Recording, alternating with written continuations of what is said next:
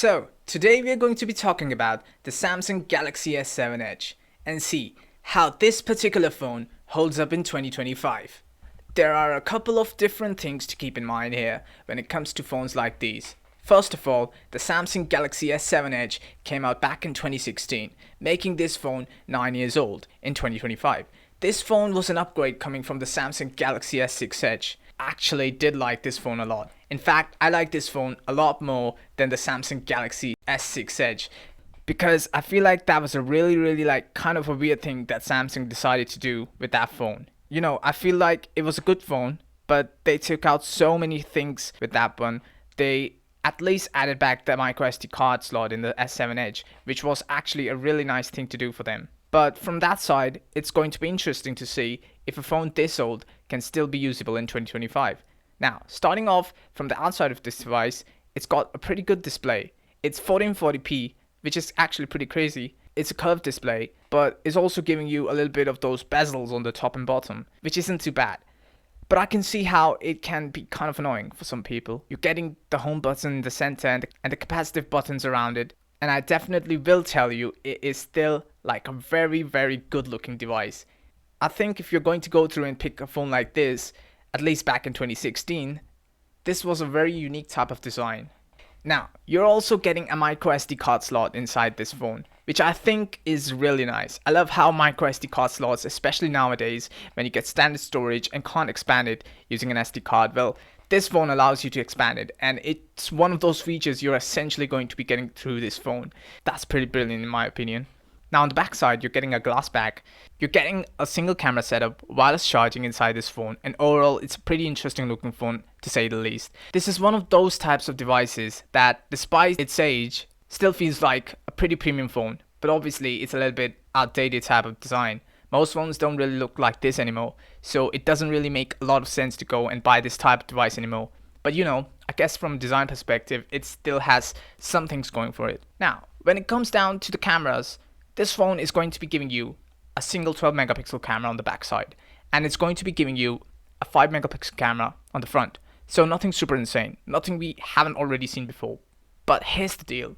When I picked this phone up to test it, this camera blew my mind. I had very low expectations. Once again, it's a single camera setup, no ultra wide, no telephoto, no 48 megapixels. It's a basic 12 megapixel sensor camera at the back. But when I started taking photos, I was quite surprised by the results. Like, look at the autofocus on this thing. It's pretty insane for a 9-year-old phone.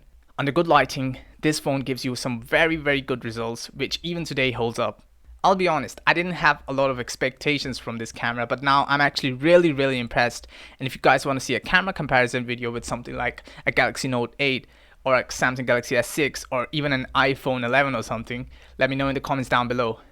Now, from a battery life and stability standpoint, this phone is just not going to be giving you a good experience whatsoever.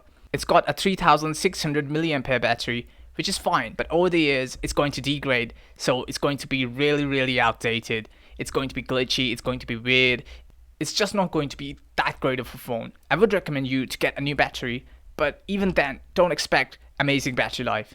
And performance wise, this phone's giving you the Snapdragon 820 chipset with 4GB of RAM, which is fine, but that's not a lot of RAM to have inside a modern phone. You'd probably want a faster, better performing phone, and this thing just isn't really going to be giving you that.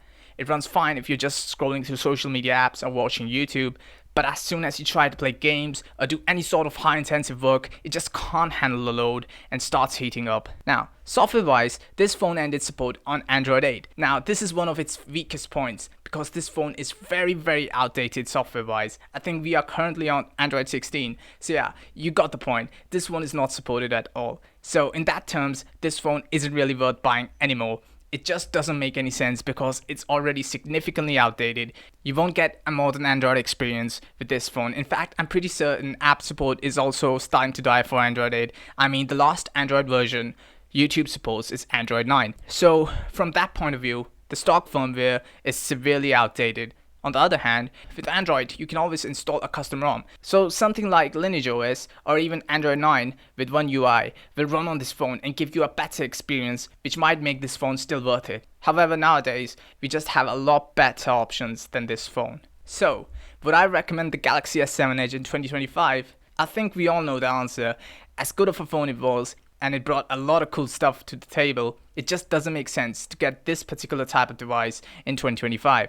I'd recommend something like a Galaxy Note 8 over this, to be honest, because that phone has One UI and Android 9, which in my opinion has to be the bare minimum for 2025. And on top of that, you can even update it using custom ROMs, making it a better choice. Let me know if you guys want a review video on the Galaxy Note 8 next, because it would be really interesting to see if that phone is still a powerhouse in 2025. But personally, in today's market, you can easily get something like a Galaxy S10, Note 10, or S20 or S21, which are just overall a much better phone than this. Anyways, that pretty much covers it up. If you guys have any more questions, feel free down in the comments below. I'll see you guys in the next video.